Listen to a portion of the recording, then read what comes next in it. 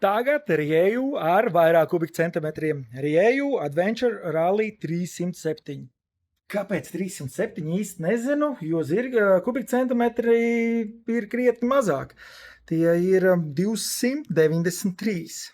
Bet parasti tāds cipariņš, jo viņam daudziem ir beigās 7, visticamāk saistīts kaut kas ar motorsportu, kur spāņu kompānija aktīvi darbojās.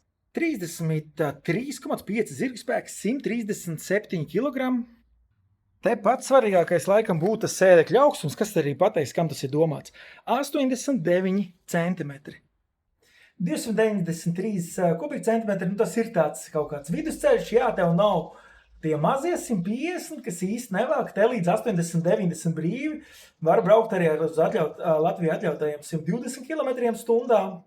Jā, tas ir domāts tādiem bezceļiem, jauda arī lielāka, bet zin kā, tas, kas pa vidu, kaut kam tas varbūt der kā starposms. Es tā ieteiktu skatīties, varbūt, ja ir bailes pirkt jau, tā kā reāli motociklu. Jo ātrums ir, starp citu, te var atslēgt arī pilnībā. Daļēji ABS var atslēgt un arī pilnībā ABS atslēgt, uzspiežot šeit speciāls taustiņš. Tas ir svarīgi, ne tik daudz, ka tu brauc pa tādu šķembiņu, lai gan arī palīdzēs. Bet obligāti, ka tu brauc pa tādu irdeno. Tur tev ABS nav. Darbinam iekšā. Paklausīsimies.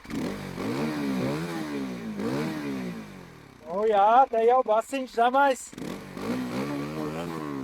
Tas būtu vērtējums kā tāds vidusposms. Neaizmirsīsim galvenais arī pa budžetu, 4650 eiro. Turpinam spāņu motociklu apskatu Rieju.